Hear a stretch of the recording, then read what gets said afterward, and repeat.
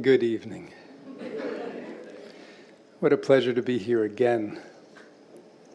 To continue in silence first, because isn't that right? Silence is first. So I put my voice box in this time so I could teach you how to play in this way. So everyone has a voice box. We're born with it. Right? We start out with that.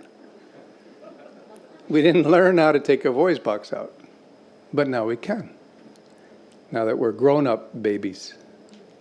So, take your hand like this if you would, please, because this will help you during meditation if you want to quiet some voices. You can take your voice box out. So what you're going to do is you're going to take this hand and place it on your voice box like this for me, please. Great. Now you're going to say these magic words. This is a very ancient Vedic teaching, what you're learning right now, how to take the voice box out. So you're going to say these magic words, okay? Don't give up yet. The words are, and they're ancient, powerful frequency and vibration. The words are, I feel silly. Okay, ready? Here we go. I feel silly. Good. Now, right before the word silly, you take your voice box out like this. Watch me. I feel. So let's do it together. Ready? Here we go. I feel. Put it back in. Don't ever forget to put your voice box back in. So now you know how to be a mime when you need to do this for entertaining your children, your nieces and nephews. And they'll say, what did you learn at Shivananda? And you go, so cool. Isn't that cool? So today, I think about to myself, what do I have to say that's really of value to you? So I was on stage in Santa Monica, California, and I was performing in a club there as a fundraiser for a gentleman named Prem Kumar.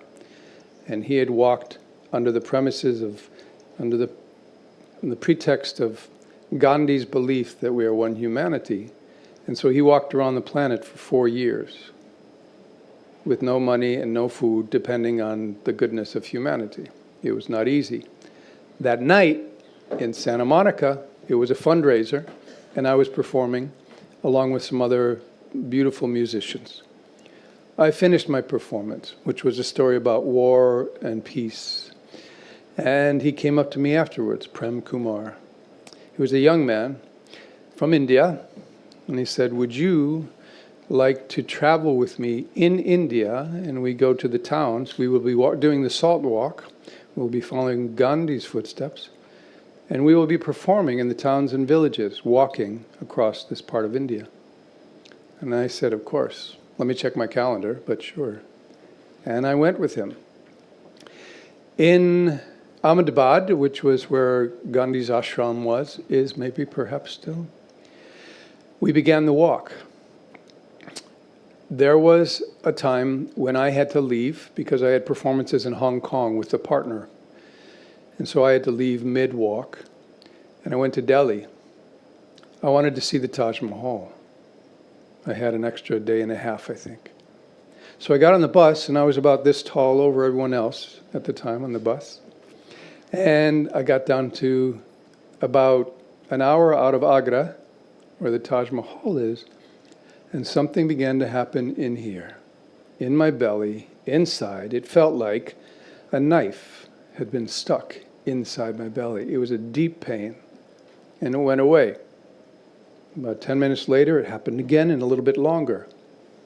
And it continued until I walked up to the front, and I told him when everyone was getting out to go into the Taj Mahal that I needed to stay on the bus. Everyone left, and within a few minutes, I was nauseous, and I had to get out of the bus. I was on the ground, and I was vomiting. I had very severe food poisoning. Within a few minutes, two young little boys with their motorcycle rickshaws, their little single-cylinder rickshaws, came over to me, and they started arguing about who was going to take me to the nearest hotel, not the hospital yet. And they were, no, I take him. No, I take him. And I was down here on the ground, and I said, I don't have any money. My rupees are back at the hotel. And they said, doesn't care. And one of them said, I take him. And he took me in the back of his rickshaw, right? Not feeling too good. And before I know it, I'm in a hotel room. And after about an hour of writhing in the bed, a very well-suited Sikh doctor, beautiful white turban, tied beard, walks in and sits down next to me. He says, what's the problem? And I said, well, I have food poisoning, da-da-da. And I said, I really feel, I'm nervous, I'm afraid. He said, stop. Everything will be fine. I do this all the time. And so for 4 days, he came in the morning and the night to give me drips because I couldn't eat. In fact, what he said was that part of the pain is that when your body's getting rid of, when it's cleansing, in the belly, in the intestines, the inner wall actually, to get the toxins out, the inner wall comes off in order to rid itself with the toxins. And what's left is raw. That's why it hurts so bad. So for 4 days, Dr. Soti came. And I don't know if you know, in India, they love actors and celebrities. And so to him, I was an actor, because I had acted in TV and stuff. And I was a mime, and I told him about that. And I had made a promise to myself, to the best of my ability, I would perform at Mother Teresa's orphanage in my life before it's over. So at the end of the 4 days, Dr. Soti said to me, we're having a meeting at my home with some friends. Would you be willing to come over and perform some for us? And I thought, of course, my pleasure. He said, my daughter plays sitar, and she'll play for us, and then you can perform for us. And so, but before we left that day at the hotel, Dr. Soti said,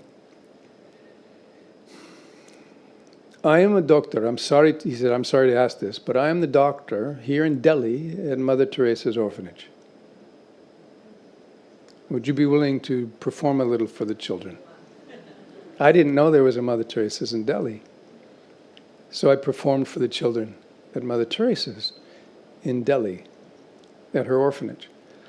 But here's the reason I'm telling you this, and relevant to all that we're doing here and all that you all do here in the beautiful ashram, and calling everyone here that comes. From somewhere deep inside the ashram is this radiant light that calls out across the world and to all the ashrams of Shivananda.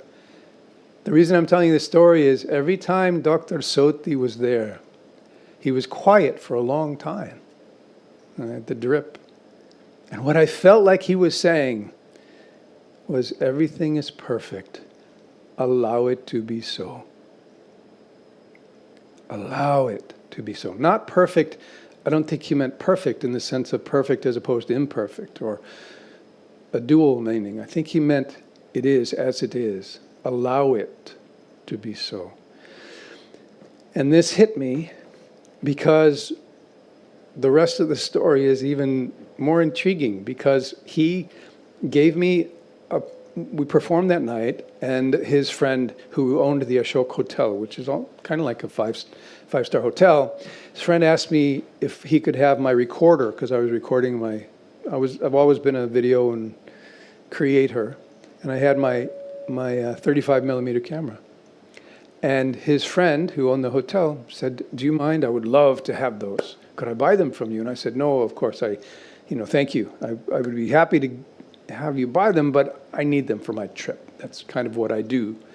So after I was headed to the train in a bicycle rickshaw that Dr. Soti had hired for me, an older gentleman, I remember sitting in the back of the rickshaw, bicycle rickshaw, watching the back of his neck It was like a sun-mapped skin.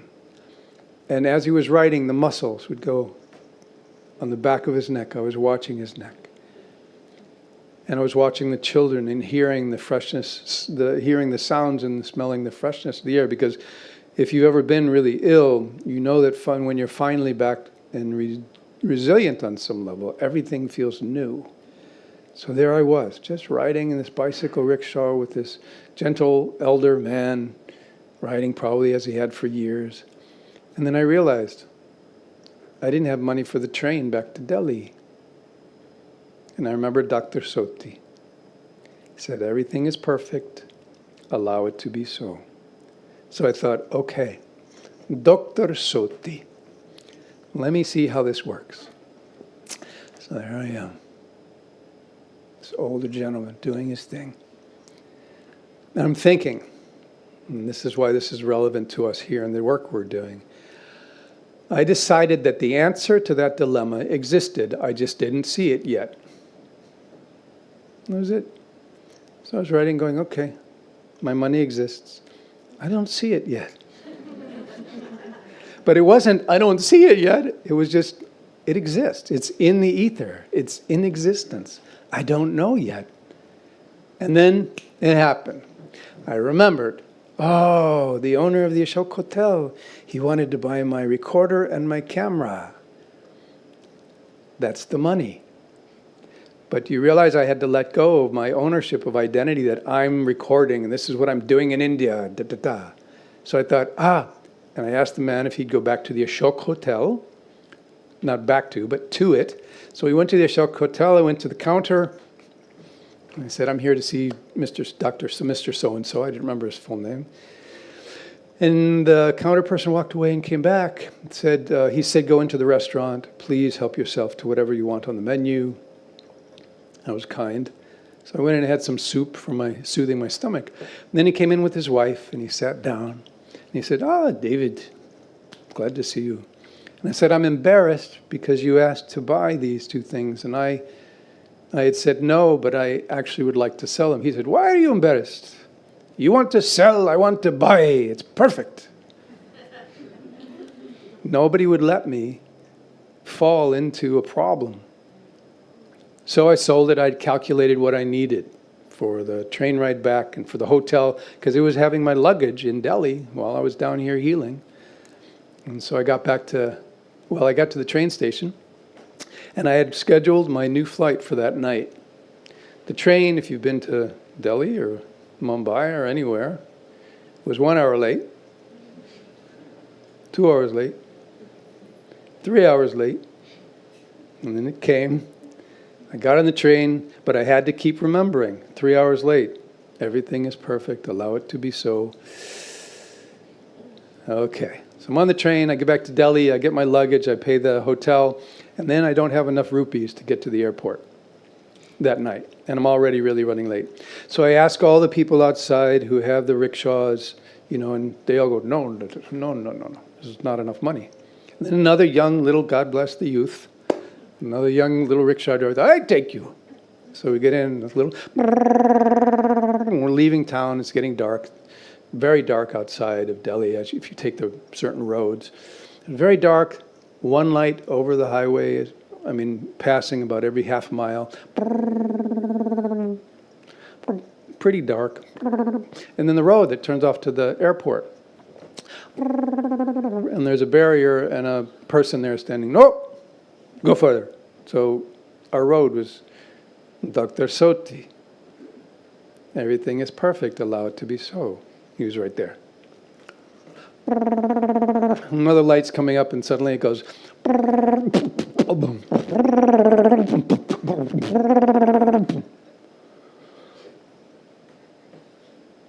Allow it to be so.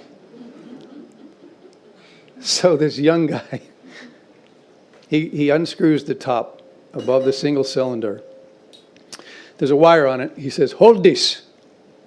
Takes the spark plug out. He goes,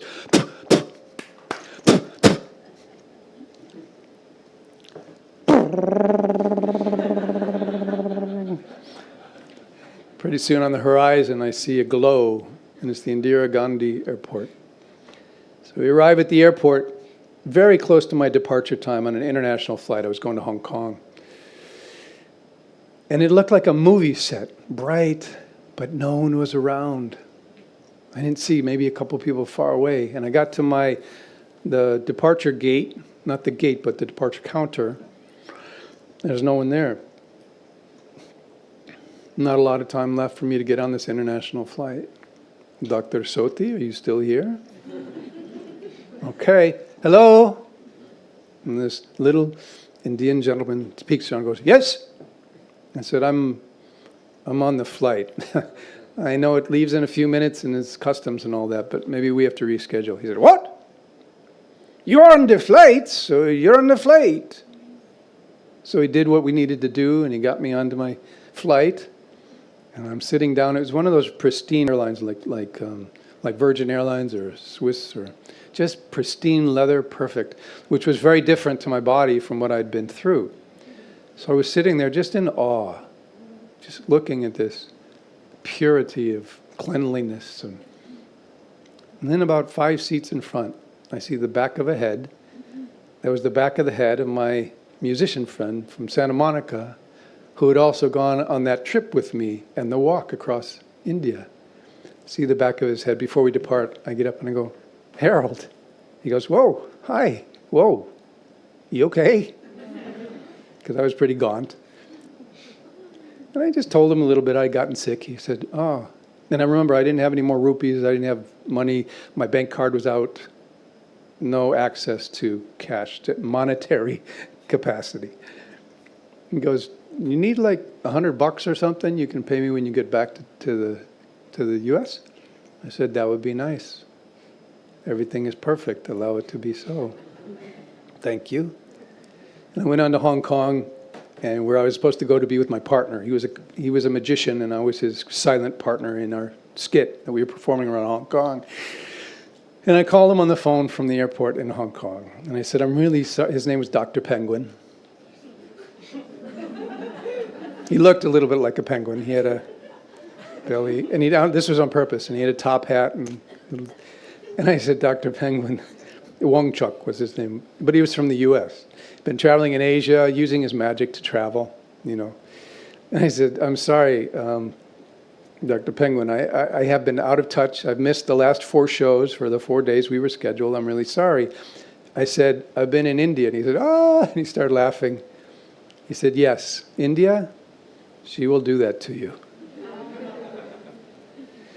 And so I share this with you right now because the reason I stand up here and I talk about the invisible becoming visible, on some level in our lives, we have so much strain and stress and anxiety that somehow the brain says, there is no way out. This is more than I can handle. I'll never make it through this. And I'm just sharing that story with you because I'm not saying it's perfect in the sense of good. I'm saying allow it to be so. And then see what your actions are. Because from resistance, if in that story you had heard me say, I hated a moment, I resisted it, I wish it wasn't this way, I wouldn't have been hearing that I could sell my things and get the money. That the resolution existed, I just didn't see it yet. And so that story is meant to ideally inspire you to understand that somewhere inside your world where you perceive there to be too many problems, you've bought some real estate and you can't see exactly how everything's going to come out yet, but you know the answers exist. Dr. Soti is now on your shoulder, saying, everything is perfect, allow it to be so. And in the quieting and quieting, the softening, you can hear more answers than if there was a lot of noise. And now what I want to tell you is a little bit about how this is not abstract. This is not a philosophy or a theory or just 5,000 years old or a new current theory of self-development or self-realization. I'm going to tell you a few things now.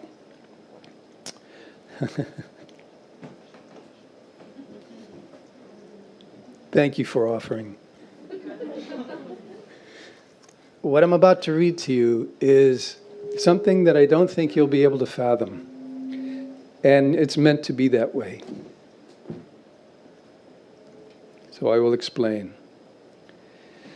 When I say answers exist, we just don't see them yet. What I mean is this infinite reality, which feels limited by our life experiences, our issues with our children, or our body, or our health, or our finances. Our perception is that this physical world is where we have to find the answers. What do I do? As Swamiji said on Sunday night, the mind is this physical world too. It's a neurochemical electromagnetic activity, the mind. It's of this world. It will not figure out in a normal, logical, rational way problems where you can't see the answer yet. It will probably spin with what you know thus far. And sometimes it can be creative. But those creative thoughts come out of emptiness more than from busyness of the mind. And just like Dr. Soti kept me quiet as best he could, now I'm just going to read this first. This is a quote from Rumi that I was going to read later. Rumi says, "Listen, you that came to birth in order to bring the mysteries back to life.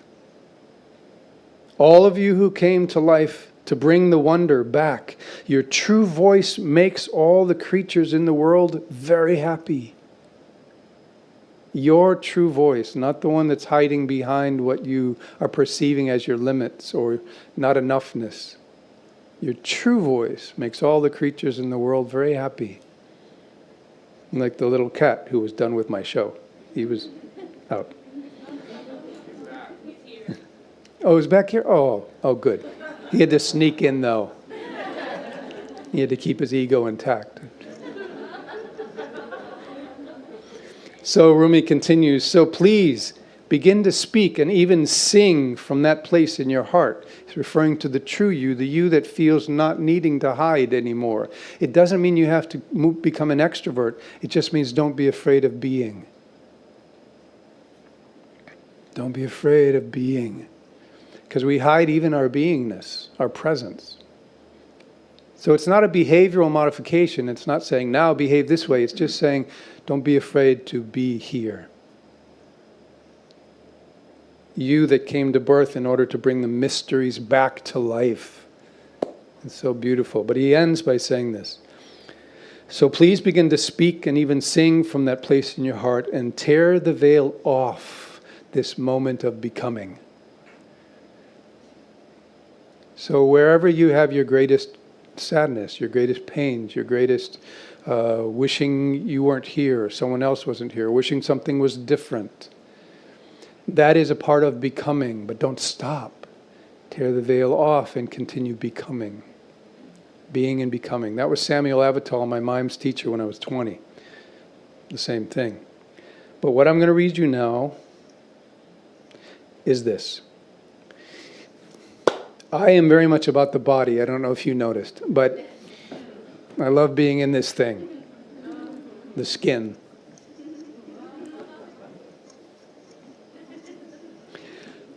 So, the form that you're in right now, when I say everything is perfect, allow it to be so, what I'm really implying is that what and who you are is more magnificent than you can ever know. And now I'm going to tell you why. For example, so in other words, where you're thinking there's a little me and these are my problems and da-da-da-da, let me convince you as best I can that you're not a little you. You're a cosmic you in human form. Listen to this. In about a minute, during our minutes, the 1 minute, you'll breathe about 15 times without thinking about it. But follow me. In 1 hour, in my 45 minutes to an hour, you will have breathed 900 times. Did you plan on that? Did you walk in and go, 894, 897, 900 times? And in 24 hours, by the time we're back here for satsang tomorrow night, 22,000 breaths. Are we really that little? Are we really that minimal? or are we amazing creatures of this life? That's just the breath. This is where it gets exciting. Oh, sorry, I didn't finish. 8 million breaths in a year. Let's keep going. Finally, in 50 years of life, you will breathe about 50 million times. But listen to my language. I'm saying you will breathe 50. You're not even going to be conscious of it, except for the pranayamic exercises and work and breath work that you do. Then you're conscious and you're breathing a specific way. But gentle in and out, or anxiety-driven in and out. 8 million a year, 400 million in 50 years. That's the breath. This is my favorite part. I'm such a kid when it comes to the body. Do you know that the spark that beats your heart each time, the trigger, the fire, the engaged impulse to beat, cannot be found by scientists? It happens by a certain group of cells in the upper right atrium of the heart, but they can't figure out why. They know it has to do with potassium and calcium, I think, but they don't know where the spark comes from. Does anybody else find that beautifully mysterious? It means within your chest, from an unknown source, deeper than the body itself, something is saying, beat, beat, beat, beat. But you can't see me. Beat.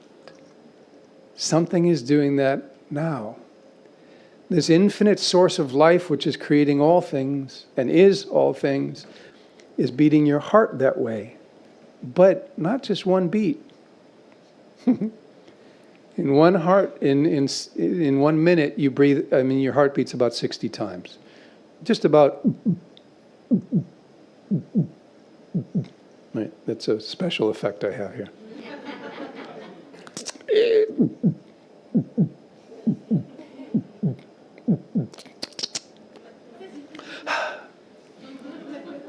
So in an hour that we've been talking, your heart is going to beat probably about 3,000 times.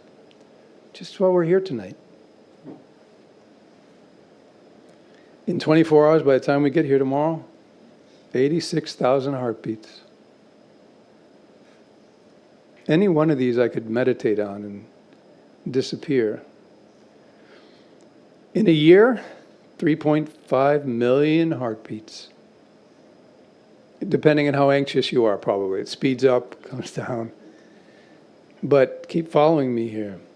In 50 years, your heart's going to beat 1.5 billion times. So if you're already 50 or over 50 or nearing 50, understand that when you say to yourself, I can't handle this, this is more than I can handle, I'm overwhelmed by this, I don't know the answer, it's not the you that's small that was created by your life story, your lineage story. The you that's really here is a billion breaths, billion heartbeats, millions of breaths. You are an incredible expression of an infinite universe. You are much more than the mind will ever be able to tell you. So when you say the words, I am something, do your best to understand that that I that you're referring to is the infinite I, beating your heart billions of times. And lastly, I'll just say that you, in about a day, your heart's going to pump about 2,000 gallons of blood before we come back here. 2,000 gallons from down there to up here. So when I talk about Dr. Soti telling me all is perfect, allow it to be so, it brings me to one of my final stories then. A character named Najruddin. Wonderful stories written about this mischievous character. There's a story of him having gone up through the passes. I don't remember all the details really well, but he was taking herbs and things through the mountains, and there were security guards at the top of the mountains, and they kept searching for something illegal, some contraband, and they never found anything for years. Some of you know the story. And finally he's retired, and the security guards are retired, and they see each other in, I think in Kabul maybe, at a cafe shop. And the security guard calls him over. They're both elderly now, and he says, Nasruddin, we never found what you were stealing. What was it? And he said, donkeys. The donkeys were carrying all the herbs, and all the security were looking for the herbs. They were sure they knew where they were, what it was. But he was just stealing and moving donkeys. So we think that our problems and resolutions are in the mind, in the minutiae, in the rational thinking. It's not. It's in you. That's not an inference that you're a donkey or an ass. I'm just... That was not my intention. But the answer isn't in where you think it is. I got to get the answer. Why? How? Why am I confused? That's going to cause more herbs to go through the past, and you won't find where your answer lies. So, in the work that we're doing and that I'm offering here, the letting go isn't always letting go of the issue or letting go even of an emotion. It's letting go of the you that claims all of that to define your limitations. It's letting go of creating the little you by what you're experiencing. What you're experiencing, you're experiencing. But who is it that will be the one dealing with it? The little storied character that you've written, unknowingly and innocently? Or the billion heartbeats and thousands of breaths? The self, which is larger than anything that's ever happened to you. So, what I'd like to do to finish then is this. First off, I'm really happy to be with you all. I can feel such open hearts and such presence and attention. Sometimes before I come up, I think to myself, why me? Really, I mean, yeah, I can do mine, it's true. But why? Why me? I am no different than you. I'm you, talking to yourself.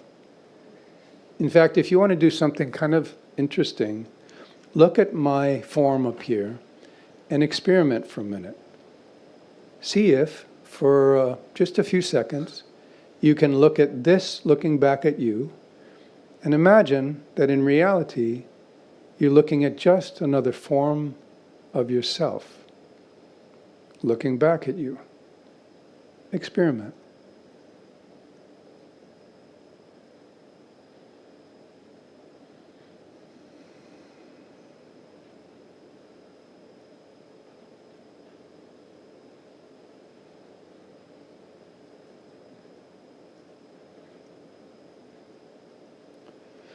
Because from the non-human perspective, in other words, we're human, and we have life that we have to live as a human.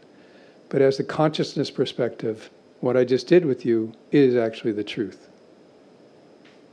There's only one unified reality here. It is my hand. My hand, it is your eyes, it is your sitting. So I leave that with you. And the last thing then is this. If you would be willing to close your eyes for probably about 30 seconds, allow yourself to be present, and understand now that within this time that we're together, your heart is beating, pumping gallons of blood. An invisible spark from deep in the unknown realm of the mystery is coming right up through your heart, coming from nowhere to somewhere called you. You don't have to do it, you don't have to work it, you don't have to have an identity, you don't have to be someone that does a lot of exercises or meditation. This spark is your birthright. And it's coming from an unknown mystery, and it is all things. It is that which keeps the rock in place, and the atoms and molecules without falling into a puddle. You are an expression of this great mystery from Krishna. Krishna is one of the beautiful names and the stories of where this mystery, unnameable reality is, prior to the names we label. And yes, Krishna. All names come from one source.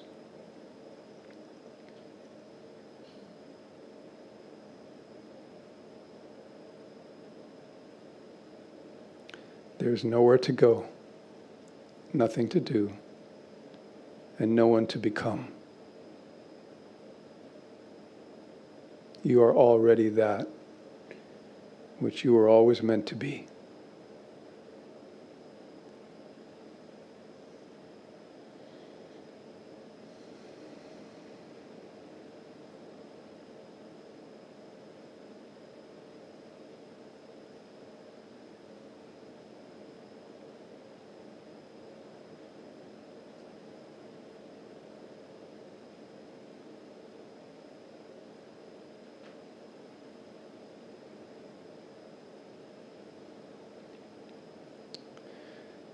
Very good.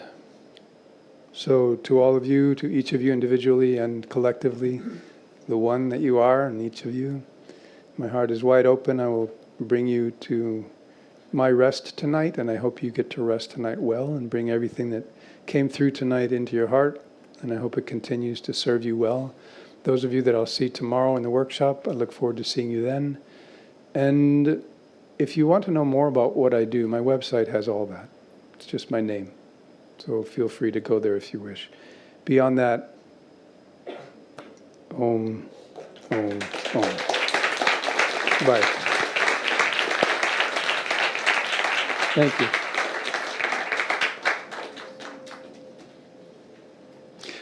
I also wanted to say, Swamiji, I appreciate you all listening to my bio.